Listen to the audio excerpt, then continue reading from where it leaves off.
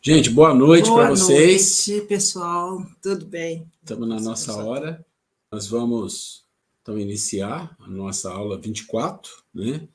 E a gente já começou a gravar um pouco antes para não ter problema com a gravação. Nós tivemos um problema aí, mas já conseguimos mandar a aula para vocês, a aula 23. Então, eu vi que muitas pessoas já viram, isso é importante, porque é um segmento. E hoje a gente não vai ter nenhum adendo, vai ter a apostila, nós vamos trabalhar em cima da apostila, que tem uns assuntos bastante interessantes. Se nós olharmos aqui, nós vamos ver que na aula passada a gente terminou o item aqui. Nós terminamos aquele adendo e fechamos o item 6. Então, hoje nós vamos começar um novo item, e esse item tem muito a ver com o nosso trabalho mediúnico, porque ele fala da educação, né? Da educação, desenvolvimento mediúnico. Vamos ver aqui. Aula 24, tema 7. Esse tema 7, ele fecha o módulo 2. Então, nós fizemos o módulo 1, que foram 10 temas, fizemos o módulo 2, que foram 7, e vamos entrar no módulo 3, que são 6. Então, hoje nós vamos falar do tema 7, que é a educação da faculdade mediúnica. Esse aqui fecha o módulo 2. Depois nós vamos entrar no módulo 3. Eu acho que a gente entra no módulo 3 hoje ainda. E a gente começou na semana passada, falei, vou ler um pouco aqui umas 2 planilhas, mas na aula que vem a gente recomeça, para a gente não ficar tendo que... Está ouvindo bem aí? Ruela, abertura você vai fazer? Vamos fazer. Beleza, tá ótimo. Vocês querem fazer? Oi? É que eu sempre faço uma pequena introdução, mas é só para a gente saber onde a gente está.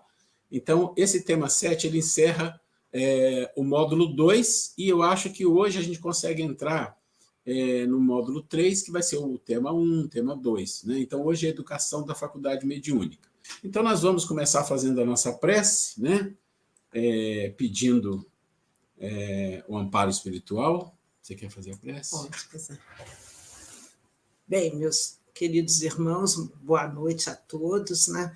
Mais uma vez, vamos elevar nossos pensamentos, unir nossos corações, vamos cerrar os nossos olhos e elevar nossos pensamentos ao alto, rogando a Deus, nosso Pai, a proteção, rogando que permita que os bons espíritos possam conduzir nossas palavras, que a nossa aula, que tudo que aqui nós aprendamos, que possamos colocar em prática no nosso dia a dia, e rogando também ao nosso Mestre Jesus, à nossa Mãe Santíssima, a proteção. Obrigada, Senhor, por tudo, obrigada por essa oportunidade, obrigada aos nossos amigos espirituais, que são os responsáveis pelos nossos estudos, e com a vossa permissão, Senhor Deus, damos por iniciado a aula de hoje. Que assim seja. Bom, gente, vocês estão ouvindo bem aí? Chega um pouquinho para cá. Vocês estão ouvindo bem aí? Então, nós vamos começar hoje com o tema 7, Educação da Faculdade Mediúnica. E aqui a gente já tem um pequeno comentário para fazer, porque nós vamos encontrar dentro do movimento espírita, em vários locais, em estados diferentes que nós trabalhamos, Roberto também trabalhou em muitos locais, livros também, alguns dizem desenvolvimento da mediunidade ou educação da mediunidade. Isso não é tão importante, mas você vai encontrar algumas pessoas, não pode falar que é desenvolvimento, que a mediunidade já nasceu com ela. Aí a pessoa fala, não, mas o desenvolvimento é porque tem que trabalhar a educação mediúnica. Então, isso não é uma coisa que se discute porque não vale a pena. Discutir, como diz assim, né? Coisas que não agregam nada. Então, aqui nós vamos... É uma questão de semântica até, né? Exatamente, é uma questão de semântica até. Né? Algumas palavras são importantes a gente usar de uma forma correta, mas aqui não cabe esse tipo de discussão. E vocês vão ver que na apostila da FEB fala educação e agora, em algum momento fala desenvolvimento. Isso não é um ponto, tá? Então, vamos lá. A educação da faculdade mediúnica requisita do médium esforço perseverante e deve ser exercida no ambiente seguro das casas espíritas, que funcionam como escola de formação espiritual e moral, que trabalham à luz da doutrina espírita. Vocês vão perceber que essa planilha é a próxima, nós fizemos no final da aula passada, e eu disse que ia repetir, para que o assunto se desenvolva dentro de um contexto do início ao fim. Tá? E aqui o comentário é: por que dentro da casa espírita? Porque a gente sabe que o processo mediúnico ele é um processo que demanda muita complexidade, tanto do plano encarnado quanto do desencarnado. Você veja, para fazer um trabalho mediúnico, ele tem que estudar muito, tem que fazer curso, tem muitas coisas envolvidas, e por mais que a gente estude, a gente não acompanha a complexidade que existe no processo do contato dos desencarnados com os encarnados. A gente ainda fica sem saber de algumas coisas, né? Então, quando você pega, por exemplo, livros do André Luiz que fala de mediunidade, e aí você percebe como é complexo o processo, quando ele fala lá do grupo dos mensageiros, quando ele fala daqueles locais que estudam os processos das mediunidades, você vai ver que é uma complexidade muito grande, que poucas pessoas se arriscam a entrar, a não ser aqueles que são médios, que trabalham muito na mediunidade e gostam muito de estudar. Mas para o beabá, vamos dizer assim, as apostilas que nós temos, elas servem, mas não traz para o médio o conforto de que ele não deva estar sempre buscando o estudo e sempre querendo entender melhor. Então, a casa espírita tem a facilidade de dar o estudo, de dar a tarefa e ainda de dar o amparo do preparo espiritual da atmosfera fluídica do ambiente, o que é diferente de fazer uma reunião mediúnica numa casa, numa residência. Eu morei não vou falar quantos anos, é muito tempo, mas há uns 57 anos atrás eu morei no local, e nesse local que eu morei, tinha um vizinho que eram espíritas, e uma casa muito grande, e eles faziam as reuniões mediúnicas na cozinha, que era uma cozinha muito grande. E todo X, eu não lembro o dia, mas cada uma vez da semana, a gente ficava sem entender nada, católicos, vendo barulhos e gritos, não sei o quê, aquela coisa toda, e a gente ficava sem entender o que estava acontecendo ali. Depois a gente foi criando amizade com o vizinho, a gente foi entendendo que eles faziam um trabalho espírita. Mas realmente é assim, talvez naquela época você tinha poucas casas espíritas, poucos centros, então as pessoas acabavam trabalhando do jeito que podiam. Mas hoje todas as cidades, ou quase todas as cidades, têm uma casa onde a pessoa possa fazer o trabalho. Então ele diz, é muito mais importante fazer isso dentro de uma casa espírita, pelo ambiente preparado que existe. Além, claro, do estudo que se fornece numa casa espírita. Então, nesse contexto, a formação de bons médios espíritas conta não apenas com os imprescindíveis esforços do candidato à tarefa. Então, ele já está dando uma pincelada aqui. Ó. O primeiro passo é o esforço imprescindível do médio. O candidato à tarefa tem que fazer um esforço, esse é imprescindível. Mas com a segura orientação doutrinária, exemplos de moralidade cristã dos orientadores e dirigentes dos centros espíritas. Então, aqui, gente, olha, aqui está falando duas coisas importantes. Orientação, para orientar, tem que ter estudo, tem que ter estudado, tem que compreender, tem que ter alguma experiência na área mediúnica, não só na área mediúnica prática, mas na área mediúnica teórica, e na área espírita, na doutrina também, para que faça uma orientação coerente, né? Porque imagina você começar a orientar de uma forma equivocada, onde vai chegar.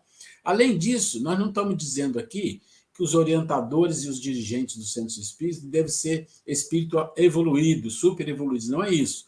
Mas está dizendo aqui que eles devem ter uma condição mínima de moralidade cristã, de estar buscando isso. Porque o Kardec é muito claro, né? O que importa no bom espírito é aquele que está buscando, tem que estar sempre buscando, o esforço que faz para isso. Então, essas pessoas, eles vão ser as pessoas que vão ter respaldo para ajudar o processo mediúnico. Lembra que nós estamos falando de educação da mediunidade, que passa pelo médio, passa pela casa, passa pelo orientador, passa pelo amigo médio que está do lado, passa pela reunião mediúnica, passa por todo o trabalho que acontece na instituição. Porque o médio não pode ser médio do dia de reunião mediúnica, ele tem que ser um médio trabalhador da casa, estudante da casa, isso é fundamental. Há também outro ponto, não menos importante, a educação ou desenvolvimento da faculdade mediúnica acontece ao longo da vida. Aqui é muito mais abrangente, você vai ver que ele abre o leque, né? Começa antes da encarnação, antes da reencarnação, lógico, a gente já sabe. No plano espiritual, há um preparo, vamos falar assim, no organismo mesmo, perispíritico, que vai ser envolvido com o corpo físico, onde o médium vem já preparado para o trabalho mediúnico, ou vem preparado não para o trabalho mediúnico no sentido de ser uma casa espírita, mas vem preparado para um trabalho mediúnico onde quer que for. Né? A felicidade de um médium cair numa casa espírita é porque o espiritismo ele tem capacitações, diretrizes, informação, capacidade de dar ao médium conhecimento que, em geral, as outras doutrinas, as outras filosofias não têm. Então, isso que é uma grande vantagem nossa. Né? Ela continua nela e prossegue no além-túmulo. Então, começa antes da reencarnação, continua nela, na vida, na reencarnação, e prossegue no além-túmulo. Então, é um processo que não termina com o corpo físico. Isso que é interessante. Antes do corpo físico, já tem o processo, reencarna, a mediunidade está no corpo físico, está ali, né? Precisando do corpo, precisando do perispírito, precisando da energia. Você desencarna, o corpo fica, mas ela segue com você, porque ela não é estritamente uma coisa física do corpo, é uma coisa mais espiritual. É trabalho de incessante aperfeiçoamento. O desenvolvimento de qualquer faculdade humana não dispensa preparo e trabalhos perseverantes. Gente, essas palavras, quando a gente escuta trabalho incessante, perseverança, trabalhar sempre, estudar sempre, a gente escuta muito isso nos livros, nos conselhos, nas reuniões, nos estudos, e a gente, às vezes, escuta demais e já não... Sabe aquela história que você escuta, então não dá muito valor, mas não, isso é para chamar a atenção, porque não tem outro jeito. O trabalho é incessante, é de aperfeiçoamento e tem que ser perseverante. Por quê? Qual a razão por que eles falam isso tanto para nós, nesse nível que nós estamos? Porque eles sabem da nossa situação, da nossa condição. Então, eles vão estar sempre falando, sejam perseverantes, trabalhem incessantemente, né? Não dispensa prepara, trabalhe, seja perseverante. Tudo isso é um processo para todos, não só para o médium, mas principalmente para o médium, que tem uma anteninha com quilohertz maior um pouquinho do que o normal. Né? Vamos lá. Aí vem aqui alguns itens que são muito importantes. A educação da mediunidade. Então, agora está falando especificamente da educação, ele vai dizer, está relacionada a algumas condições básicas. Então, ele dá para nós 4 condições básicas. Isso aqui é importante a gente compreender, e eu digo sempre que nessa apostila tem algumas coisas que valeria a pena imprimir separado, e de vez em quando o grupo mediúnico pegar, olha isso aqui, vamos dar uma lida nisso aqui, vamos dar um reforço nisso aqui, vamos dar uma olhada de novo nisso aqui. Essa é uma delas. Né? Então, a educação mediúnica, ela acontece em algumas coisas, tem algumas coisas que são suporte para ela. O primeiro é amparo espiritual. Existe um amparo espiritual. E como é que é esse amparo espiritual? Ele acontece de várias maneiras. Primeiro, acontece pelo próprio espírito, que te protege, que te ajuda na sua mediunidade, às vezes o mentor da casa, e às vezes o próprio espírito que se condicionou, se autorizou, se concordou com você, lá no plano espiritual, que ele iria atuar nessa área mediúnica junto com você. Ia ser um guia, o que for. Então, tem todo esse processo que acontece, às vezes, com a nossa consciência, no sentido de saber, de entender, de se envolver. Alguns médiuns, em algumas condições, se envolvem nisso quase que diariamente, normal, mas uma grande maioria não. Uma grande maioria tem isso num processo mais inconsciente. Raramente tem uma conversa, alguma coisa. Fica muito nas intuições. E o que é isso? Vamos ver.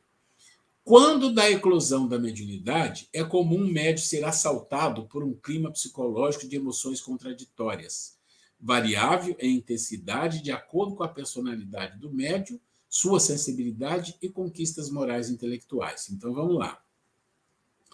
A mediunidade ela eclode, e às vezes pode eclodir até na adolescência. Às vezes até a criança aparece alguma coisa, mas não é normal, mas na adolescência pode aparecer. Mas apareceu, vamos imaginar, eclodiu a mediunidade, você já é um jovem, um adulto, e aí o que acontece? Aí você tem vários fatores seu, né? Não da mediunidade, mas de você, como a sua condição intelectual e moral, a sua condição de sensibilidade. O que quer dizer a condição de sensibilidade? A pessoa que é mais sensível, como é que é, mais dodói, né? É mais assim, se dói com tudo, ou aquela pessoa que é muito arrogante, ou a pessoa que é muito vaidosa. Todas essas coisinhas que nós já falamos lá para trás, pode fazer parte que cria uma certa sensibilidade para o médium, além da sua condição intelectual e moral, a personalidade dele. Tá? Então, todo esse processo vai conturbar mais ainda junto com aquele processo da eclosão da mediunidade. Então, eclode a mediunidade junto com aquilo tudo, e aquilo pode gerar alguns desconfortos psicológicos, alguns desconfortos até físicos, mas isso não é uma coisa anormal no processo mediúnico. Não quer dizer que todos passam dessa forma. Alguns menos, por isso ele fala ali, né? Variável de intensidade. Às vezes a intensidade é muito pequena, quase imperceptível. Às vezes a intensidade é grande, de acordo com o que ele falou ali, com as nossas capacidades espirituais, morais e intelectuais. Tá? Às vezes, tais dificuldades podem ser somatizadas, acabei de falar, né? Em doença, alguma coisa, produzindo desconforto físico plenamente superáveis, à medida que o médium adquire maiores esclarecimentos e controle de si mesmo. Sugere-se, então, que nessa fase em especial, quer dizer, quando ele está naquele processo de eclosão, que ele já está na casa espírita, mas que está sentindo, às vezes, uma recaída, está sentindo essas situações conturbadas, né, confusas, perturbadas e tal, então ele fala, sugere-se que o médium, em especial, receba assistência da casa. Então, ele vai receber uma assistência espiritual da casa, que a casa com certeza deve prover, e toda a casa espírita que trabalha com mediunidade deve ter isso, né? Caracterizada pelo diálogo fraterno, passe, água fluidificada, magnetizada e participação em alguma atividade de assistência e promoção social. Olha, já vai. Fala você, que eu acho que talvez você vai falar a mesma coisa que eu ia falar. Fala lá, a Grace vai falar aqui. Não, o que eu estou falando que essa questão é muito comum a gente observar que quando um de nós, participante de uma casa espírita, tem um problema, muitas vezes vai procurar ajuda em outras casas. Vai procurar ajuda porque não ou fica constrangido de comentar, ali, né, de compartilhar com as pessoas, né, o grupo, né, os participantes da casa, né, e isso é uma coisa que não deveria acontecer no grupo harmônico, como nós falamos. Quando um de nós se perceber com alguma dificuldade, com algum problema, que possamos ter essa liberdade de procurar o dirigente da casa, da reunião, uma pessoa de confiança que você possa se abrir, né? E que tenha até aquele código de ética, né? De o que fica, o que acontece dentro da casa espírita, que fique ali, que a gente tenha esse respaldo de confiabilidade, né, gente?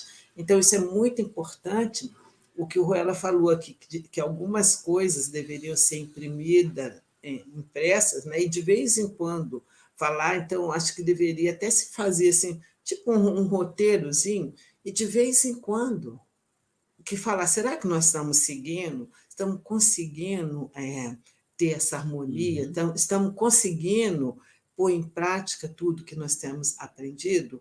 Olha que coisa interessante que seria. Normalmente a gente não vê isso acontecer. A gente trabalha na casa espírita também, a gente não vê esse nível de fraternidade, de preocupação, né? Às vezes uma pessoa some da casa espírita, a gente vai dar falta depois de muito tempo, né? Deveria ter sempre, logicamente, não vamos constranger ninguém, né? Se a pessoa tem o livre-arbítrio de querer frequentar ou não é essa a questão, mas às vezes a pessoa está passando por um problema e não sente aquele acolhimento, né? Então, é muito importante que a gente trabalhe isso e que a gente desenvolva. Nós estamos tendo oportunidade aqui de estudar, de falar sobre essas coisas, de ter esse diferencial no nosso grupo espírita, esse amparo espiritual e o físico também entre nós, né? Não é importante isso? Brincadeira. E quando eu estou falando isso aqui, estava pensando uma coisa que eu vou falar, mas o que você falou, eu provavelmente não iria falar, mas foi, sabe, no ponto. Isso é muito importante. A gente sabe, e a gente viveu em algumas situações, em outros estados, em que a gente via que pessoas vinham procurar ajuda numa casa espírita e pertencia a outra. Isso pode acontecer por várias razões, mas uma das razões é a pessoa não encontrar guarita. Isso é muito triste. E a Grace foi perfeita no que ela colocou, isso não podia passar sem falar que o que eu queria colocar aqui é uma outra coisinha, quando ele fala aqui, quando o médium estiver nessa situação, ele deve ser ajudado em várias coisas. Aí ele fala aqui no final, participação em alguma atividade de assistência e promoção social. Sim, gente, mas tem hora que eu olho para a apostila, eu olho e falo, olha, ok, mas não é bem assim. Na verdade, o médium não tem que ter problema para participar. Ele tem que participar sempre. Uma casa espírita ela tem várias atividades. E uma coisa que eu sempre aprendi, e aprendi isso muito com o Roberto, com certeza, mas sempre aprendi em outras casas também, é que médium não pode ir na casa espírita só para a área mediúnica. Ele tem que fazer outras coisas, ele tem que estudar, ele tem que participar da promoção social, ele tem que participar do passe, ele tem que se envolver. Porque é assim que ele vai ganhando a credibilidade espiritual, né? Porque a gente precisa ganhar. Formando elos, né? Isso, formando a intercessão com as pessoas. Porque senão, gente, sabe o que acontece? Existe uma casa espírita que a gente participa, e algum tempo atrás funcionava assim, a área mediúnica é lá em cima. Você viu um monte de gente subindo a escadinha e depois descendo. Só via essas pessoas nesse momento. Parecia um grupo isolado. E aí trocou a diretoria e começou, não, vocês têm que vir dar passe aqui no salão, vocês têm que... Aí começou a haver um movimento maior. Isso é muito importante. Não é um grupo fechado, é fechado pelo trabalho, mas não pode ser um grupo fechado de pessoas que não participe e não se envolva com as outras atividades da casa. E aí ele fala, se ele tiver alguma dificuldade, coloque num processo de assistência e promoção, porque esse trabalho de assistência e promoção tem uma tendência de quebrar um pouco a sensibilidade, dar um pouco mais de coração, né? Sensibilidade parece coração, mas não, é outra coisa, né? Dá a ele uma condição de quebrar um pouco, e esse coração dele vai amolecer um pouco, ele vai ficar mais afável, vai aceitar, vai ser mais flexível. E interessante também é que a gente, o importante do estudo, da gente falar sobre esse assunto, é que a gente vai introjetando dentro de nós essa necessidade de interagir. Se eu estou com um problema, eu vou procurar o Roberto ou alguma das meninas, o Maurício, para conversar, né, para ter um diálogo fraterno, né, e dali vai sugerir, olha, vamos dar uns passes especiais, vamos fazer alguma atitude, sabe? Que os membros da casa, que cada um sinta essa liberdade de estar realmente integrada num contexto ali de fraternidade, né? Que pode ter essa liberdade, né? E isso, gente, a gente só consegue se a gente fizer acontecer. Se existir esse momento, um momento tipo um café fraterno, só para conversar um pouco, a gente às vezes mal tem tempo, entra na reunião, já começa ali as páginas, a prece, a palestra, o passe e vai embora. Então, por que não promover, uma vez ao mês, a cada 2 meses, que seja um encontro fraterno, para que as pessoas possam conversar, interagir, né? E que abra, e que seja falado isso. Olha, nós estamos aqui, qualquer problema, dá liberdade para o outro. Quer dizer, a pessoa fica tão perdida que, às vezes, vai na nossa casa, quantas pessoas que é de outro centro, e vai lá em busca de quê? De um passe, de um atendimento fraterno. Aí, às vezes, a gente pensa, nossa, será que na casa dele, espírita, que ele trabalha, não tem? Às vezes não tem, né? Também, ou pode ser que tenha, uma pessoa não se sente essa liberdade, né? Então, é importante trabalhar isso. Muito bom. Bom, então esse é o primeiro item, que é o amparo espiritual, e esse item, ele segue falando do processo de estudo também, tá? Aqui ele terminou com promoção social, mas também na frequência a palestras, evangelho doutrinário, culto do evangelho no lar e hábito de oração. A gente já falou de prece aqui, a gente falou da prece nos 3 aspectos, hábito, né, da vivência e o terceiro nível, aqui ele está falando de novo, culto do evangelho no lar, o médium, para mim, quando uma pessoa chega no nível de médium, é porque ele passou por algumas fases, né, umas fases básicas. Aqui na apostila nós vamos ver que ele fala um pouco assim, que o médium deve ser encaminhado depois, então, para um estudo doutrinário. Não, na verdade, é quase o contrário. O médium tem que passar pelas fases de estudo para chegar na mediunidade, mas tem exceção.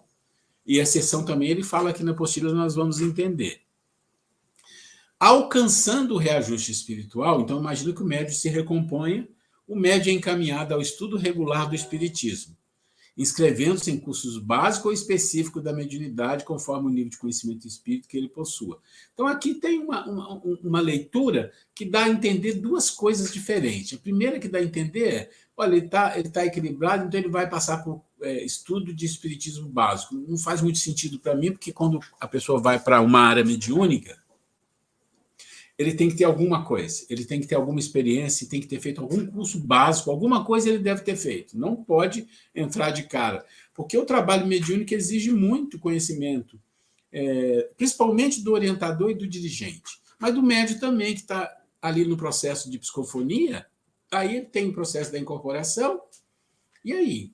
Quais conhecimentos ele tem daquilo? Quais conhecimentos que ele tem do que está de fato acontecendo ali? Imagina que ele não tem nenhum, daqui a pouco ele começa a gritar, a fazer escândalo, porque ele não está entendendo nada, está sentindo o seu corpo ali, né, sendo afetado, porque afeta, é muito arriscado. Então, algum nível de conhecimento é importante. A propósito, ressalta André Luiz, mediunidade não basta só por si. Então, já está dizendo aqui o André Luiz, não é só o trabalho mediúnico, tem outras coisas aí. É imprescindível saber que tipo de onda mental assimilamos para conhecer da qualidade de nosso trabalho e ajuizar de nossa direção. Para que ocorra desenvolvimento harmônico da faculdade mediúnica, está vendo, a palavra já mudou, não é educação, desenvolvimento. Você vê que não é importante, né? Cada um tem um jeito de falar. O médium conta com o auxílio de benfeitores espirituais e orientadores encarnados, que aí vocês têm o de vocês. Os primeiros são indicados pelos... E aí todos são encarnados mesmo, né? Estão aí, acho que vocês estão vendo aí, todo mundo. Tá aí. Todo mundo encarnado. Os primeiros Não é quem está vendo desencarnado? Os primeiros são indicados pelo espírito protetor do médium, também chamado de anjo da guarda ou bom gênio. É o que tem por missão seguir o homem na vida e ajudá-lo a progredir. Acho que eu pulei uma coisa aqui, desculpa. É ajudar a nossa direção, para que ocorra o desenvolvimento harmônico da faculdade mediúnica. O médium conta com o auxílio de benfeitores espirituais e orientadores encarnados. Não, desculpe, eu que estou lendo errado. O primeiro, quer dizer, os benfeitores, né? Os primeiros são indicados pelo espírito protetor do médium. Aquilo que eu falei. Você tem o seu espírito anjo da guarda, seu protetor, e eles indicam, olha, ele vai ter mediunidade, ele vai precisar de um espírito trabalhando direto com ele no processo mediúnico, né? É específico. E alguém com conhecimento, que às vezes o benfeitor pode ter ele está ali para proteger e não tem esse conhecimento específico. Ou tem, mas ele vai designar. Então é designado. E é sempre de natureza superior. Gente, de novo, a palavra superior que está aqui, sempre não pensem, não vamos ficar batutas, né? Batutas, ou o rei da Balachita pensando que superior é aquele espírito que está lá na escala, lá em cima. Não é isso, é superior a nós, um nível melhor, né? Um nível que pode ser um mentor, que pode ajudar, né? Um espírito benevolente. Exatamente, é sempre de natureza superior com relação ao protegido. Então, melhor que nós, claro, não pode ser igual nem pior, senão não vai proteger. A ação dos protetores espirituais junto ao protegido é sempre discreta, regulada, para não tolher-lhe o livre-arbítrio. Eu imagino que é um trabalho que exige, eu não estou dizendo que é um espírito superior, mas exige uma capacidade imensa, porque imagine que você tenha uma função de proteger alguém, e você já passou por aquilo e você tem uma condição melhor que ele. E se aquele espírito não tem um domínio de o que ele pode e o que ele não pode, imagina o sofrimento que ele vai passar de ver, às vezes, nós fazendo um monte de besteira e falar, meu Deus do céu, esse aí vai fazer uma besteira de novo, lá vai eu tentar ajudar. E, às vezes, ele não pode. Deve ser uma coisa complicada isso, né? Vamos lá. Em situações específicas, o espírito protetor permite o auxílio de outros espíritos, aí vai pedir ajuda, mais diretamente vinculado ao médium pelo laço de simpatia. Então, pode ser que ele peça ajuda de um familiar que está numa condição melhor, que conhece mais aquela personalidade e tal, uma ajuda para tentar socorrer. Você sonha durante a noite com alguém da família que te fala alguma coisa, aquilo te traz uma certa sensação, você acorda e aquilo faz você refletir. Isso tudo acontece na vida de todo mundo. Isso é uma das situações. Então, a fim de lhe facilitar o processo de educação da faculdade mediúnica, já mudou o nome para educação, viu? Uma vez que tais espíritos demonstram para com o médium semelhança de gostos e sentimentos, aí a simpatia, mas a duração de suas relações se acha quase sempre subordinada à circunstância, então depende da situação.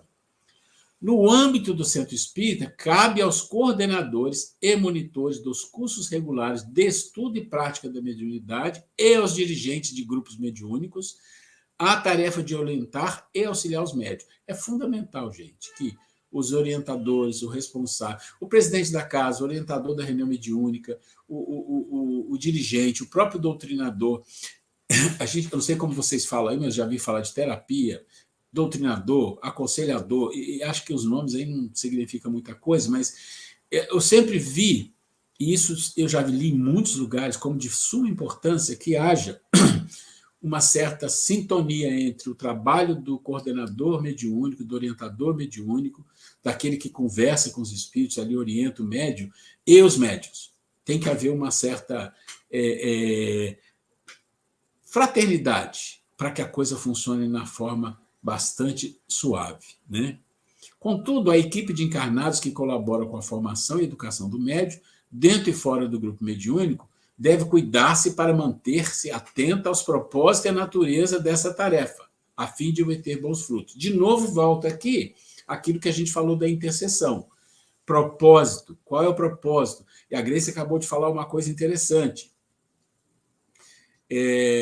Uma coisa que a gente não faz e que eu aprendi a fazer muito na minha vida, porque eu trabalhei numa empresa que há uns 35 anos atrás, eu estou falando do passado. Nossa, aqui, né? É ele, viu, gente? Ela não. Ele que é velho assim, viu? Uns 35 anos atrás, nós fizemos um curso que foi um curso dado para o mundo inteiro, que era a empresa global. E esse curso durou 8 meses, e a gente ia 2 dias e meio para um hotel, num lugar, só para fazer esse curso. Imagina o nível de gasto que teve. E várias coisas eu aprendi ali, mas uma coisa interessante que eles não deixavam faltar. Depois que você terminava esse curso, não era admitido que nenhuma reunião da empresa, em lugar nenhum do mundo, não começasse que todos definissem regra básica. Então, quais as regras básicas? O que nós vamos fazer? Que é isso? Qual a regra básica? Falam de cada vez. Sabe aquelas coisas? E escrevia e põe na parede. E aí começava a reunião. Quando alguém feria alguma coisa em regra básica, o coordenador parava. Não, isso, olha a regra básica, não pode. Isso foi criando uma educação naquela empresa que as pessoas começaram a fazer reuniões extremamente produtivas. Porque as pessoas não se sentiam ofendidas quando o cara falava, olha a regra básica que nós combinamos, então não pode isso. Tudo que é combinado, né? Então, o que aconteceu? Com o tempo, todo mundo achou aquilo maravilhoso. As reuniões eram muito produtivas e ninguém se importava. Olha a regra básica, ok, tudo bem, vamos lá. Então, isso é importante. Atenta aos propósitos e à natureza dessa tarefa. O foco não pode faltar.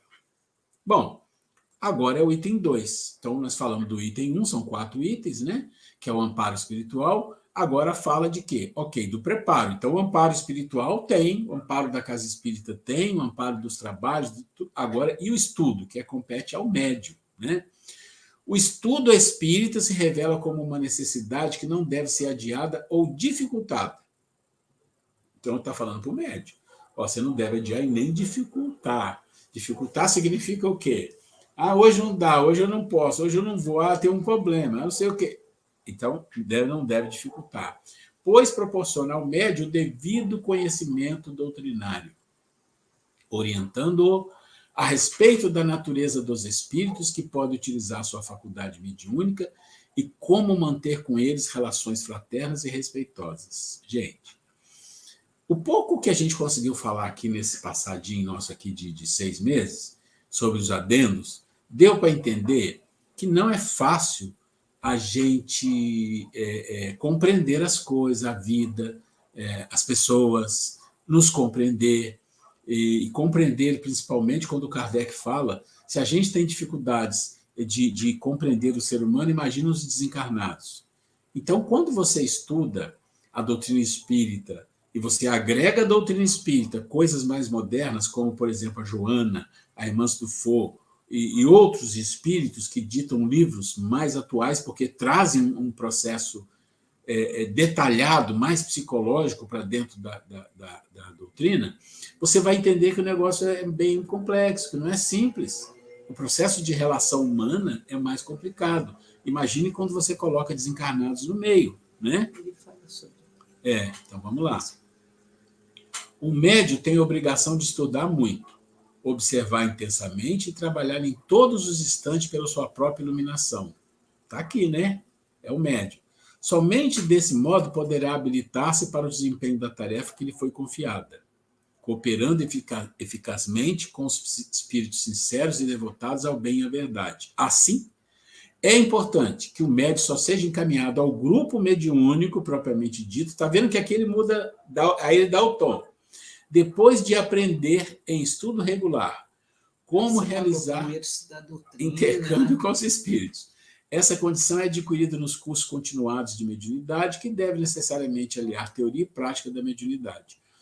Então é isso. O estudo não tem como. Não adianta a gente falar, não tem o tempo. Gente, eu vou falar para vocês uma coisa. Se alguém não gosta de estudar, de aprender, tem preguiça, e a maioria das pessoas tem, de aprender sobre a vida, estudar sobre o ser humano, essas coisas, uma pena, porque é um processo que a pessoa vai se situar embaixo, porque ela vai ter que passar por isso. Então, se você não tem esse gosto, passe a ter, nem que seja forçado. Por quê? Porque mais cedo ou mais tarde vai ter que você não tem escapatória. Está lá no Livro dos Espíritos, Kardec, na questão 780, já falei isso várias vezes, né? Qual é o propósito da evolução? Eu falei emoção, depois vem o quê? Vem intelectual, depois vem moral, da espiritual vai seguindo. Mas o intelectual significa que você não tem que ser um intelectual, né? Não é isso. Mas que você, no mínimo, tem que estudar algumas coisas que te dê condição de entender, de compreender as pessoas, de compreender quando você lê um livro, de compreender a vida, de compreender que você está na mediunidade, tem uma atividade, você compreende ela. Coisas básicas. Se você não tem a vontade e o gosto para o estudo, saiba que você não adquiriu ainda uma coisa que é fundamental para o desenvolvimento espiritual. Saiba disso. Então, às vezes, aquelas pessoas, não gosto de estudar, não gosto de ler, isso não é que não goste, é que a pessoa não se habituou, não compreendeu que a riqueza de coisa que está por trás das informações é maravilhoso. É maravilhoso. Vamos lá. Às vezes surgem médios principiantes que apresentam harmonia e controles espirituais. Isso pode acontecer. Então, ele está dizendo, surge um médium que é principiante, mas ele já tem, se percebe que ele está, né? Podem, portanto, ser encaminhados ao grupo mediúnico. É muita exceção, mas pode ter. Mesmo nessas condições, ele não está dispensado da frequência concomitante às reuniões de estudos oferecidas pela casa. Entende? Ele vai, porque você percebe que ele tem capacidade, mas assim, ok, você vai estudar. Não. Então, você tem que estudar e já vai entrar aqui numa ordem diferente por uma condição que você tem, mas precisa estudar. O escolho com que se defronta a maioria dos médios principiantes é o de terem de lidar com espíritos inferiores. E feliz do medianeiro quando se trata apenas de espíritos levianos. Então, isso é muito comum, né? Quando você tem, vamos pensar uma coisa bem absurda, uma guerra, quem que normalmente vai na frente? O soldado raso que vai, né? Assim, vai aqueles lá, vai. E aí os sargentos, e alguns nem vão, só fica na estratégia. Então, quando você fala da mediunidade, aqueles médicos que estão iniciando, eles vão receber os espíritos, né, mais inferiores em geral, e a razão disso é para testar o médium, para ele se acostumar e também para ajudar a tratar. Então, não pense que é só uma coisa ruim, porque pode ter médico que tem 40, 30 anos de doutrina e trabalha na mediunidade e recebe espírito para tratamento. Isso é uma benção. Isso é uma benção. Ajudar, né? Tipo, ter vaidade. Tem Exatamente. Que só quer receber mentores, né? Tem aquela vaidade, que eu tenho mentor, os mentores superiores. Não, a gente tem que estar disposto a estar ali para receber os irmãos mais necessitados, né?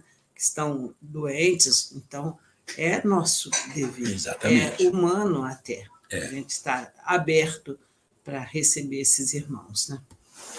É isso aí. Então, a gente não pode...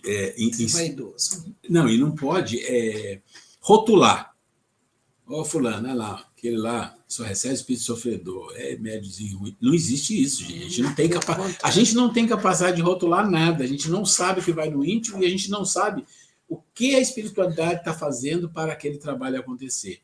Então, aquilo que ele está falando é que, normalmente, eles virão porque testa o médio, ajuda o processo do médio se incorporar rapidamente, para ele se acostumar, né?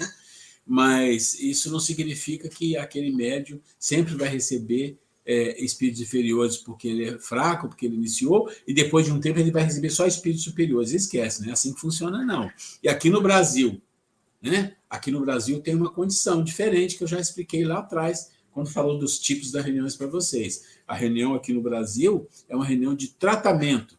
Em geral, toda reunião mediúnica em centros, em quase todos, é reunião de tratamento, pronto-socorro e desobsessão. Então, todos os médicos que estão ali, bons ou não, desenvolvidos ou não, vão receber espíritos que precisam de ajuda. Isso é o ponto. Vai ter os mentores que vão falar? Vai, tudo bem. Vamos lá. 3. Aqui é o ponto-chave do médio, é a conduta moral e autoconhecimento. Quando a gente fala conduta moral e autoconhecimento, já dá um arrepio na espinha, né? As duas palavras dão... Se a gente for esperar ser santo... As duas palavras dão um arrepio na espinha. Autoconhecimento a gente escuta a vida inteira e a gente fala assim, meu Deus, o que é isso? Como que é? Não tem jeito. A gente nem sabe. E conduta moral já dá meus problemas e meus negócios, não sei. É assim. Mas não tem problema. É ok. Por quê? Porque está todo mundo num barco muito parecido em que a gente assume umas condições de personalidade, de persona, que é importante para a sobrevivência, e essa questão da conduta moral do conhecimento é outra coisa que nós temos que fazer, não adianta também. E talvez isso aqui seja a mais importante de todas, porque se você estuda o processo e você entende sobre você, sobre as suas dificuldades, você busca virtude e tudo mais, as outras coisas vão se adequando facilmente. Então, aqui está uma chave do processo. O esclarecimento doutrinário associado ao esforço de melhoria moral. Então, olha só, duas coisas aqui. E aqui eu acho interessante que não sei quem escreveu isso aqui, mas está no Livro dos Espíritos, eu acho, não lembro, mas aqui não está esquecido aquela máxima do Espiritismo que o Kardec fala, que a gente nunca pode esquecer. O verdadeiro espírito é aquele que se esforça para se melhorar. Então, está aqui. Esforço de melhoria moral. Então, o esclarecimento é a instrução. A instrução é o intelecto. A instrução é a forma. Forma e essência. Aqui está a forma. É importante, mas não resolve nada a nível de evolução espiritual, se não tiver associado à essência. A essência está aqui. É o esforço de melhoria moral. Forma, depois essência. Muito difícil vir a essência e depois a forma. Não dá. Então, a forma vai esclarecer, vai te dar instrução, vai te informar, você vai conhecer, vai saber como fazer. Aí vem a essência, que é o esforço que você faz. Quando você faz o esforço, você está trabalhando a essência, a sua espiritualidade. Permite ao médium elaborar diretrizes de autoconhecimento. Então, olha só, com essas duas coisas, ele parte para quê? Para o autoconhecimento. Necessárias a conscientização dos limites das próprias capacidades e conquistas. Claro, para que você vai se conhecer? Para saber quais são as suas capacidades, os seus limites e suas conquistas. É isso. O que você tem a oferecer à vida? E o que você precisa desenvolver para oferecer mais à vida? No final das contas, é isso só a nossa vida, gente. A gente está aqui para o que eu posso oferecer à vida e o que eu preciso fazer melhor em mim para oferecer mais à vida. Alguém tem dúvida que essa é a nossa função básica de vida? A gente às vezes fica assim, nossa, mas é assim, é servir. Servir e servir. Mas para servir, você precisa ter algo para servir. E depois que você aprende isso e começa a servir com o pouco que você tem, você vai tomar gosto e vai querer mais aprender, mais desenvolver para servir mais. E assim sucessivamente. Mas será? Então pensa nos grandes espíritos que passaram aqui. Só o que eles faziam? Servir. Nada mais do que isso, né? Transformando-se assim em valioso instrumento de intercâmbio entre dois planos da vida. Aqui, está falando com outras palavras. Você vai se transformar no valioso instrumento. Você vai se transformar no valioso instrumento de intercâmbio. Como assevera Emmanuel, não há desenvolvimento mediúnico para realizações sólidas sem aprimoramento da individualidade mediúnica. Então, não tem jeito. Conquista individual. Exatamente, é de cada um. Não tem conquista para ela e de ela para mim. A gente troca informação, a gente se ajuda, mas a conquista minha é minha, dela é dela. Cada um tem a sua.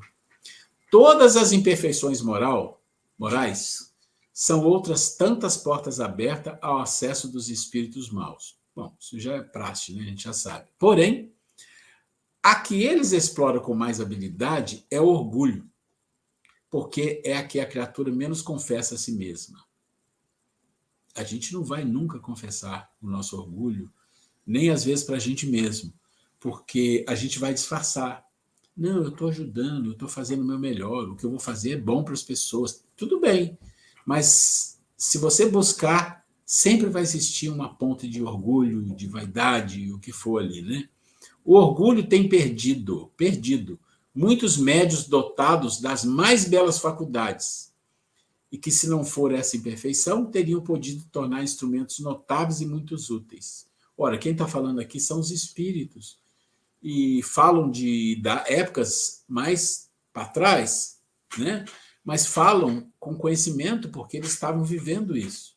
Nós vivemos isso aqui, mas do nosso lado, e muitas das vezes a gente não sabe o que está acontecendo em geral com alguns médios, porque a gente às vezes olha um médio e julga, oh, que maravilha, ou olha o outro e joga um médio comum. A gente não sabe mesmo, né? Ao passo que, presas de espíritos mentirosos, suas faculdades, depois de se haverem pervertido, aniquilaram-se, de sorte que diversos deles se viram humilhados pelas mais amargas decepções. Eu esqueci de tirar esse número aqui, mas esse número significa que lá na questão tal tem alguma coisa. O médio vigilante, mesmo no início da tarefa, procura conhecer as más inclinações que ainda possui, esforça-se no desenvolvimento de virtudes e identifica nas provações oportunidade de reajuste. Gente, aqui é tudo que é receita do bolo, né? Ele tenta conhecer autoconhecimento e procura se esforçar no desenvolvimento das virtudes, né? E promove o quê? Uma compreensão para identificar as provações e oportunidade de reajuste que ele pode fazer ainda nessa vida, sem esperar a próxima. Vamos lá. Cada instrumento medianímico, tanto quanto cada pessoa terrestre, carrega consigo determinadas provas e problemas determinados. Então, todas as pessoas, independente de ser médio ou não, carregam suas dificuldades, que são de provas, de expiação e problemas específicos. Todo mundo tem isso. A mediunidade é ensejo de serviço e aprimoramento, resgate e solução. Então, é uma oportunidade. Nós estamos numa casa espírita, é uma oportunidade que nós temos de trabalhar em qualquer área. Mas eu vou dizer de novo, milésima vez, o médio adentra um solo sagrado, o solo mais educativo, que dá mais capacitação para uma pessoa entender a vida, os dramas, as tristezas, as dificuldades que os seres têm. Porque naquele intercâmbio você consegue ver coisas que você não vê no normal. Porque ali as pessoas, muitos desencarnados, colocam para fora aquilo de uma forma totalmente livre, assim, fala, diz, né? E a gente também tem a noção do que pode acontecer conosco quando desencarnarmos, né, gente? Então, normalmente, quem tem esse desenvolvimento mediúnico tem essa percepção mais próxima do que poderá acontecer conosco ao desencarnar, né? Então, mais um motivo de nós nos aperfeiçoarmos, termos humildade, né, de reconhecer nossas falhas. Nenhum livro, nenhuma literatura diz que para ser um médium tem que ser perfeito, tem que ser um espírito elevado. Não, somos como nós somos mesmo, mas com boa vontade de nos melhorarmos, né, de nos observarmos, e sabendo que nada fica escondido, né, ainda mais nós médios, que somos muitas vezes o tempo todo observados pelo plano espiritual, assim, mais direcionado por causa do trabalho em si, né? Então, ótimo motivo para que nós façamos essa autoanálise, né? e que a gente invista na nossa melhora íntima, né? Sabendo-se que, a partir do momento que a gente procura se melhorar, nós muitas vezes levamos também espíritos que nos acompanham, nos observam, às vezes com a nossa melhora, o nosso esforço, eles também se sentem motivados, né? A melhora também, né? Então, um trabalho importante isso que a gente faz pela gente e, consequentemente, pode ajudar também outros irmãos, né, que estão necessitados. E aí vocês vão ver que ele fala, né? A caridade é em tudo sua regra de conduta. Quer dizer, quando o médium ele começa a trabalhar, ou um trabalhador da casa espírita, aqui generalizando, ele sabe que o espiritismo ele tem uma bandeira muito forte, que é o trabalho de caridade. Só que o médium e o espírita em geral, e quase toda a casa espírita, às vezes confunde caridade com assistência social. Aquilo é a caridade da casa. Não. Nós não podemos esquecer que caridade tem um significado. E a gente colocou o espírita em geral, e isso é uma coisa ruim, colocou que caridade é o trabalho que a gente faz para os pobres, que dá as coisas para os pobres, que tem um trabalho de promoção social, tudo bem. Mas não é. Caridade é benevolência, perdão, é o que Jesus fala, né? É benevolência, perdão e... Eu esqueci outra palavra. Não. Benevolência, perdão, eu esqueci a outra palavra, mas a Grace já vai pegar aqui. Então, lá não fala de pobre ou de rico, não tem isso. No geral, é para todo mundo, é para o próximo, é para todo mundo. Então, essa caridade, que às vezes o espírita coloca uma roupa nela, é uma roupa muito justa e fica muito ligado à questão de ajuda às pessoas necessitadas, que é necessário, a questão da promoção social, que é necessário, mas é muito mais ampla. Porque se fosse assim, seria fácil, né? A gente ia lá, trabalhava na promoção social, dava alguma coisa e estava kits. Não, isso é muito fácil de fazer. Agora, ser benevolente, perdoar, né? Conforme Jesus disse, que é caridade, aí é um trabalho todo dia. A gente tem que trabalhar dentro de nós. Dentro de nós. Isso é importante compreender, tá? O 4... acho que todo mundo já ouviu isso, é a gratuidade da prática mediúnica. Então, ele diz assim, que a prática mediúnica não pode, não deve ser profissionalizada. Quer dizer, não é uma profissão. Ela é uma coisa santa, que deve ser praticada santamente. Eu falo sagradamente, né? Religiosamente. Aquele, pois, que não tem do que viver, procure recursos em qualquer parte, menos na mediunidade. Então, é muito importante entender isso. Porque, às vezes, a pessoa fala, coitadinha, é pobre, olha, ele é pobrezinho, então ele ganha uns trocados, às vezes as pessoas levam alguma coisa para ele fazer um trabalho mediúnico, para dar uma comunicação. Gente, está muito claro aqui, tem uma razão para isso. Não é questão de você ser rico, ser pobre, não importa. A questão é que mediunidade foi te dada por uma razão, e você não sabe qual é a razão exata, porque você só sabe quando você estava lá no plano espiritual. Aqui você sabe que tem que fazer o seu melhor. Então, não pode jamais ser uma profissão, uma troca. Não só porque se desacreditaria moralmente, sendo logo identificada com os ledores de boa sorte, como também porque um obstáculo material a isso se opõe. E é claro, os espíritos mais sérios não vão se envolver com isso, não tenho dúvida. É que se trata de uma faculdade essencialmente móvel, fugidia e variável. Então, o que está dizendo aqui? Você tem, você não tem. Aquilo desaparece. Benevolência para com todos, indulgência. A indulgência. A para pegou com aqui. As imperfeições dos outros, então, e perdão das ofensas. Benevolência, indulgência e perdão. Então, essas três coisas, né? Então, você fala... no livro dos Espíritos. Você vê a benevolência, você ser bom com todos, independente. Indulgente. Indulgência é não cobrar, não ficar julgando os erros dos outros. E perdoar. Isso é caridade. A gente pega a caridade no movimento espírita, em alguns lugares, e põe uma roupa justa nela e fala, promoção social, ajudar os pobres. É caridade também? É porque está sendo benevolente. Ele fala, sintetiza todos os deveres dos homens para com o próximo, pois dá conta de todos os aspectos da interação do homem com o seu próximo. Tá certo. Então, vamos lá. É que se trata de uma faculdade móvel, como eu estava falando, fugidia e variável, cuja perenidade ninguém pode contar. Então, não existe. Né? Seria, pois, para o explorador uma fonte absolutamente incerta de receitas, que pode lhe faltar no momento em que mais precise dela. E aqui ele está falando isso, mas nem precisava a gente falar disso aqui. A pessoa vai ganhar dinheiro com alguma coisa, então agora eu vou fazer isso no meio de vida.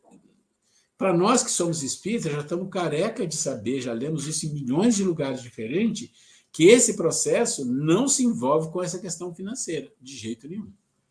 A mediunidade, porém, não é uma arte nem um talento, razão pela qual não pode tornar-se uma profissão. Ela não existe sem o concurso dos espíritos, claro.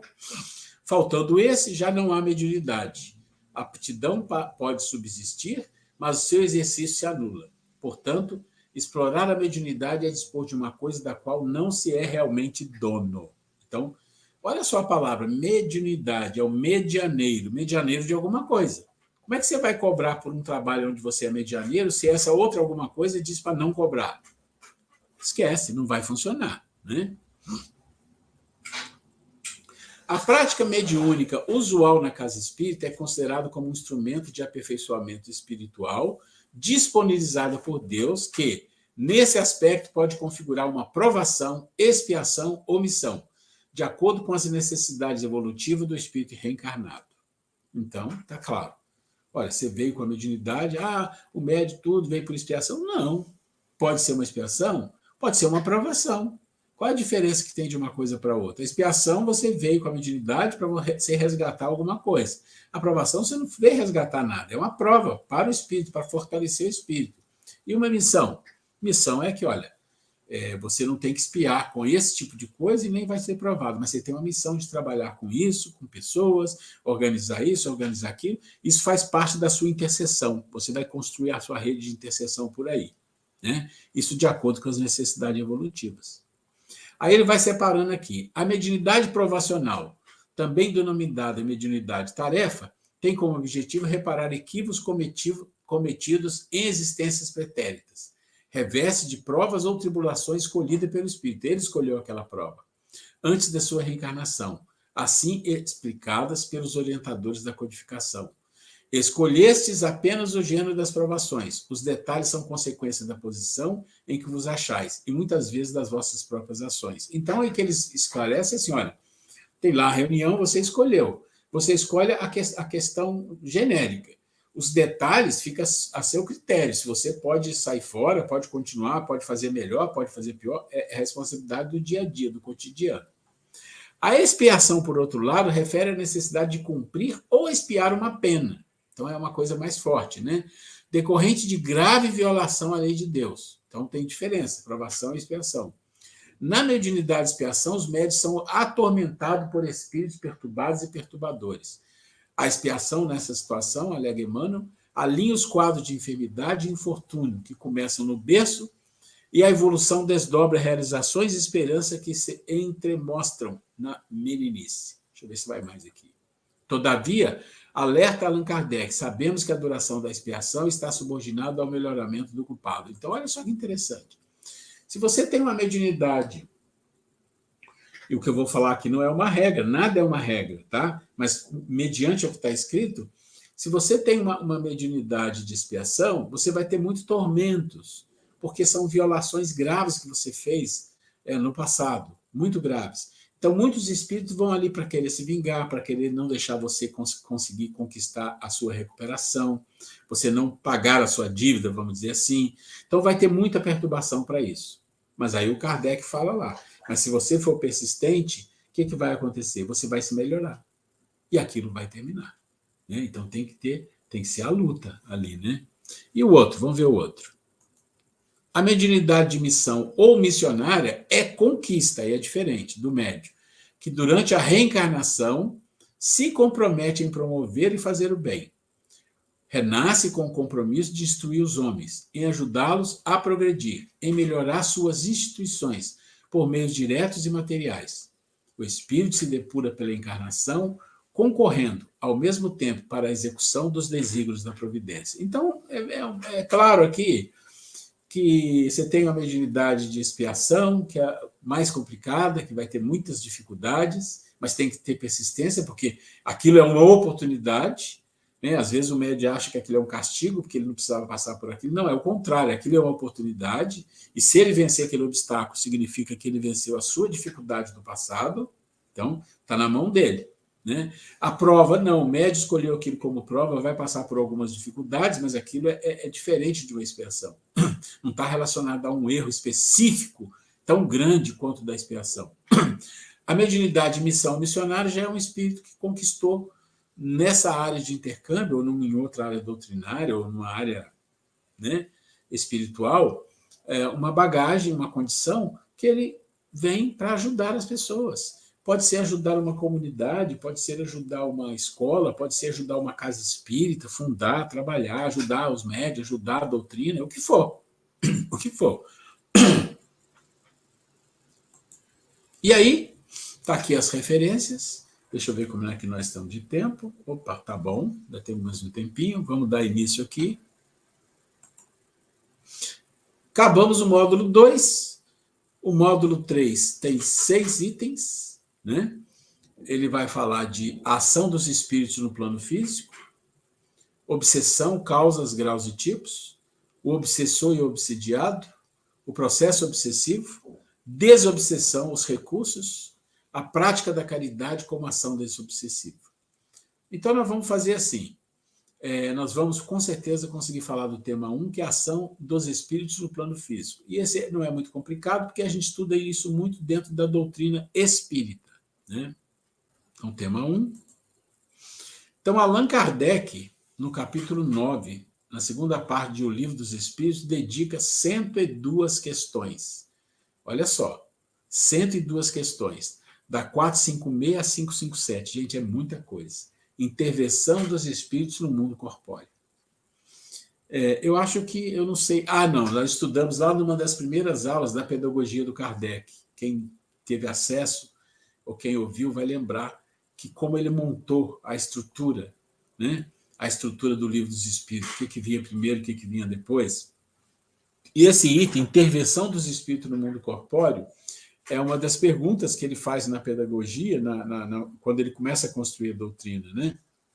Ora, são 6 questões básicas que ele faz. Né? Então, primeiro ele começa, há espíritos, ok. Onde moram os espíritos? Mora no mundo espiritual e mora nos encarnados. Os espíritos desencarnados interferem no mundo material? O material interfere no espiritual, e assim ele vai fazendo, e esse aqui é o item que fala intervenção dos espíritos no mundo material, ou como eles interferem aqui. E são 102 questões sobre isso. Então você vê que só isso já daria um livro. Né?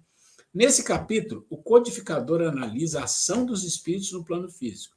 Eu acho que esse capítulo do livro, o médium com certeza tem que estudar muito, porque aqui é muito importante.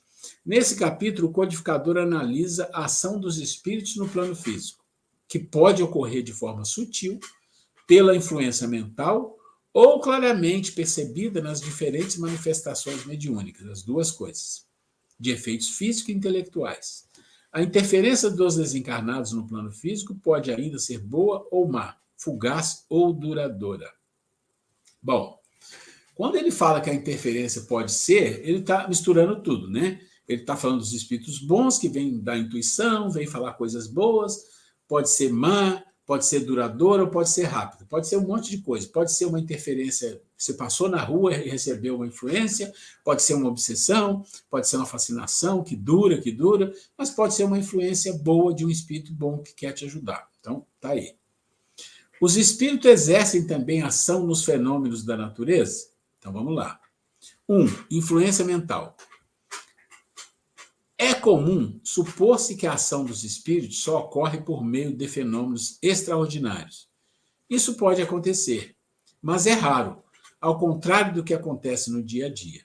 Assim é que, provocando, por exemplo, o encontro de 2 pessoas que julgarão encontrar-se por acaso, inspirando a alguém a ideia de passar por determinado lugar, chamando-lhe a atenção para certo ponto, se disso resulta o que tenho em vista, eles atuam de tal modo que o homem, acreditando seguir apenas o próprio impulso, conserva sempre o seu livre-arbítrio. Então, eles influenciam em coisas que você nem imagina. Você foi no lugar e encontrou alguém. Oh, que coincidência. E aí, pode ser. Mas, em geral, tem alguma razão para aquilo acontecer. E pode ser que ali aconteça alguma coisa, uma conversa, um conhecimento, o que for. Os desencarnados, desde que lhes interesse, olha só, essa palavra é a chave, gente. Desde que lhes interesse. Aproximam-se dos indivíduos e, se as condições lhes forem favoráveis, estabelece uma comunhão mental que permite conhecer desejos, emoções, pensamentos e ações de quem pretende influenciar. É o que afirmam as entidades que coordenaram a codificação. Percebe que tudo isso aqui deixa a gente meio assustado, preocupado, mas entenda que tem uma palavrinha aqui que é a chave, desde que lhes interesse. Ou seja, se você faz com que algum espírito lhe interesse por você, pelos seus pensamentos, né, pelos seus desejos, emoções, ações, ok. Vibrações. Vibração é consequência. Então, na questão 457, ele fala: os espíritos podem conhecer os nossos mais secretos pensamentos? Muitas vezes conhece aquilo que desejarias ocultar de vós mesmos. Nem atos, nem pensamentos lhe podem ser dissimulados. Então, faz sentido? Faz. Por quê? Porque o processo vibracional do planeta encarnado, ou seja, do nosso planeta, dos encarnados que estão aqui, ele é muito denso. Então, a gente não vê o pensamento do outro. E a gente nem se habituou a se intuir do que o outro pode estar pensando. Às vezes tem coincidências que não são coincidências, mas, no geral, a gente não sabe. Mas os espíritos, em geral, não todos, podem saber. Se lhe interessa alguma coisa que ele vê em você, ele vai se alojar ali e ficar esperando. Ver o pensamento que você tem, os desejos, e ele vai ajudar com o dele junto, vai somar, vai aumentar. E pode ser que outros passem por ali, vejam aquilo, eu também quero, e vai se juntar, e vai somar, e vai criar uma condição muito difícil. Lembrando que vale para os dois lados, para o bem e para o mal. Para o bem é um pouco diferente. Não, o bem não, ele não vai interferir dessa diretamente, forma, não. Mas assim, ele pode te intuir, te ajudar, te estimular. Vamos explicar aqui a diferença, porque às vezes isso dá confusão. Né? É assim, existe uma questão, não sei se ele vai falar dessa questão aqui, deixa eu ver. Bom, ela ou vai aparecer, se não aparecer eu lembro.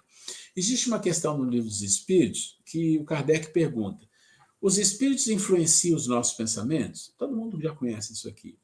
E a resposta é: mais do que imagina. Muitas das vezes, eles vos dirigem. Tá bom. Eu já vi gente interpretando que essa resposta serve para os espíritos que são... A palavra bom e ruim não é legal, mas vamos falar. Para os superiores e inferiores. Eu digo para você, não, a resposta parcialmente serve para os dois, mas ela completa não pode ser. Por exemplo, quando ele responde: mais do que imagina, serve para os dois, tanto os que são os que trazem boas intuições, quanto os outros. Mas quando ele fala eles que vos dirigem, aí não, porque o espírito superior ele nunca vai dirigir você, ele respeita seu livre-arbítrio. Aqui no caso que está falando lá em cima, você está na rua, o espírito vem, se alinha a você, gostou dos seus desejos e pensamento, ele vai te influenciar, e vai vir outro, e vão ficar ali, sugando a sua energia, te induzindo. Isso é mais comum. Por que o espírito superior não faz isso? Porque ele não precisa, ele já sabe que você é um espírito que tem os seus protetores, estão ali, ele pode te dar uma intuição, mas não é o trabalho dele ali. Diferente de você, como é que nós vamos dizer assim, pegar, como ele fala lá atrás, né? Pegar aí pela rua essas influenciações rápidas. Mas essas influenciações rápidas podem te causar um problema, porque dependendo do seu pensamento, do que você está pensando, se casar com um dele, porque o interesse que você despertou é muito grande, pode ser que ele fique ali para tentar te sugar alguma energia e ele vai começar um processo, e esse processo pode perdurar. Mas ele pode ficar por tempo indeterminado? Pode ficar mais tempo? Pode. Pode ser rápido, mas pode ficar mais tempo. E às vezes você tem espíritos, aí já é outra história, aqueles espíritos que já têm ligação com você do passado, e a vingança, errar, mas isso é outra coisa, isso já está ali, já tá, vamos dizer assim, já está carimbado. Aqui nós estamos falando de os espíritos nos influenciando no dia a dia, e a quantidade que Kardec fala é muito grande. Eles vos dirigem todo dia ali, né? Porque você imagina, você tem uma média de 4 ou 5 espíritos encarnados para cada encarnado, pelo menos isso é o número mais ou menos que se fala.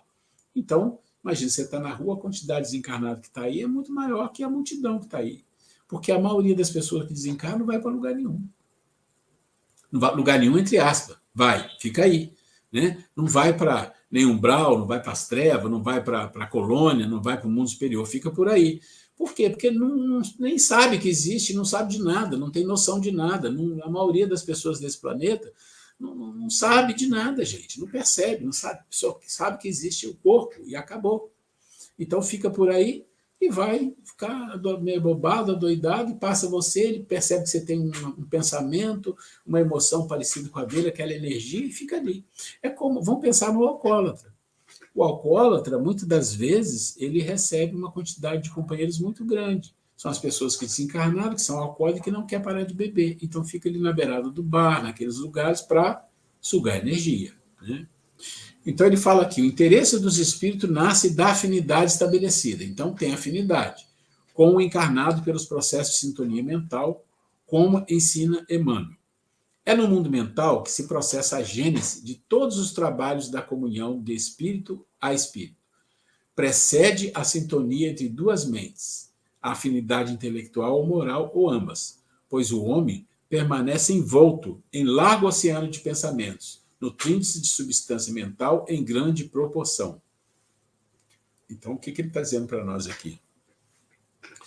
Que é no nosso campo mental, e quando você fala mundo mental, tem coisas envolvidas ali, tá? A gente só pensa que é intelectual. Não, tem emoção ali, tudo é campo mental, tá tudo ali.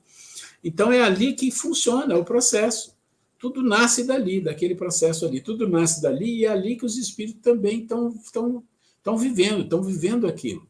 E muitos deles já perceberam, não tem um corpo físico, não tem como beber, não tem como comer, não tem como sentir isso, então eu preciso de um outro. E ele vai descobrir como, e tem um jeito, e ele vai ficar ali, tentando sugar aquela energia, sugar aquela emoção, aquele pensamento, aquele desejo. Toda criatura absorve, sem perceber, a influência alheia nos recursos imponderáveis que lhe equilibram a existência.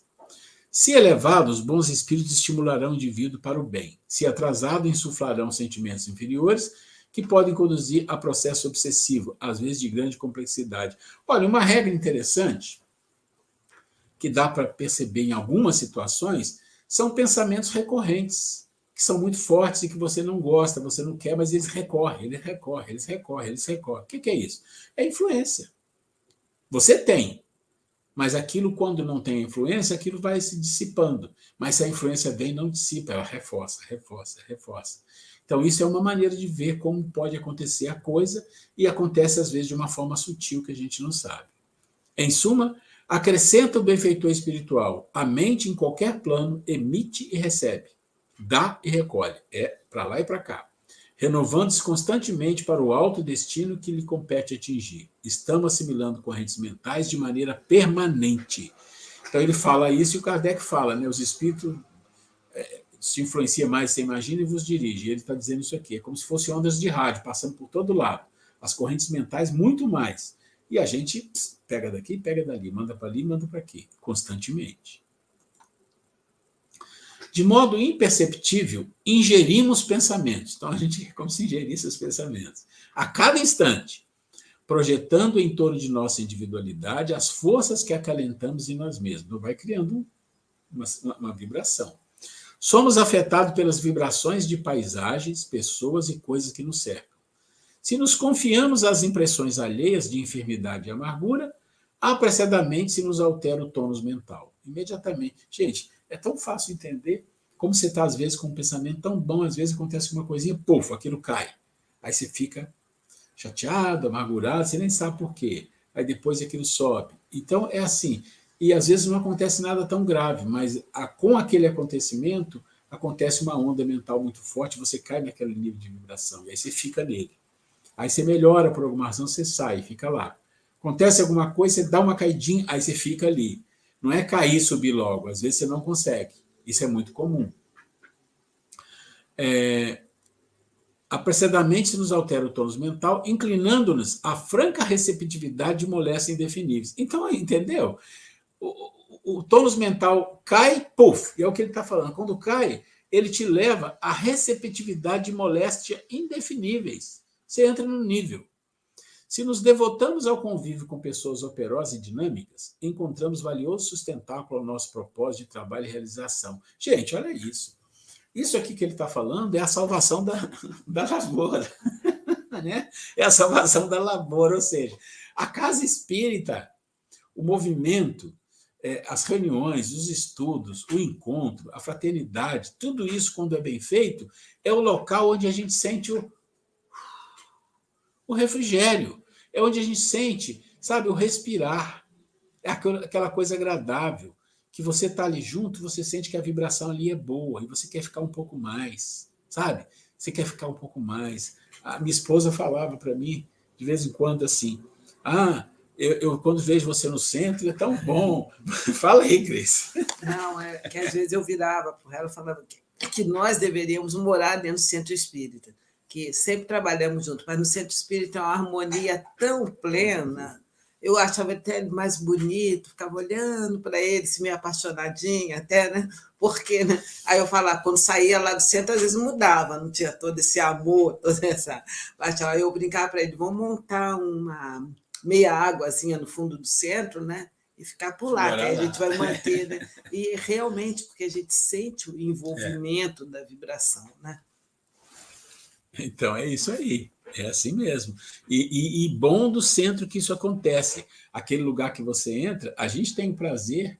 Já tem tempo que a gente não vai, porque pela pandemia o centro teve que fechar e tudo mais, mas a gente tem um centro que a gente frequentou, o Roberto foi um dos fundadores dele, que a gente sempre contemplava. A Grace, que é uma médium mais sensitiva, ela falava, estou sentindo eles aqui perto de mim. Não, aliás, Roberto, uma boa notícia. Sexta-feira nós iremos lá no novo centro, lá, uma nova casinha, está sendo inaugurada, não sei se a Thelma já te falou, já deve ter te falado, né?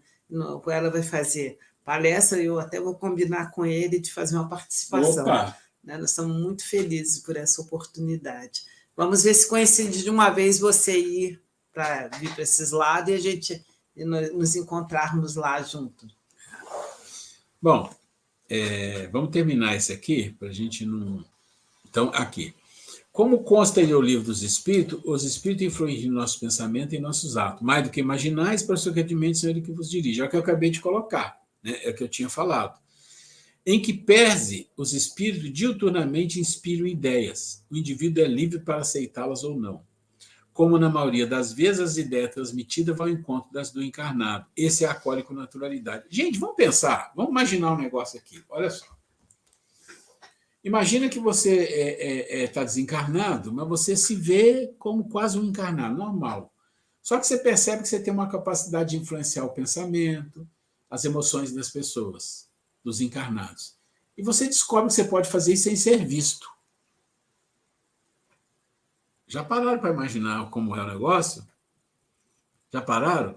Tem uma historinha rápida que eu vou contar para fechar o nosso trabalho de hoje, que tem a ver com isso aqui, que chama, é da mitologia de Platão, que chama o Anel de Ginges. Eu não sei se alguém ouviu falar. Anel de Ginges. E numa aldeia tinha um homem que era o melhor. Era honesto, direito, certo, fazia todo bem, uma maravilha. O nome dele era Ginges. E aí, esse homem achou um anel. Né? Um anel. E qual é a capacidade desse anel? É que quando ele colocava o anel, ele ficava invisível. Ele ficava invisível.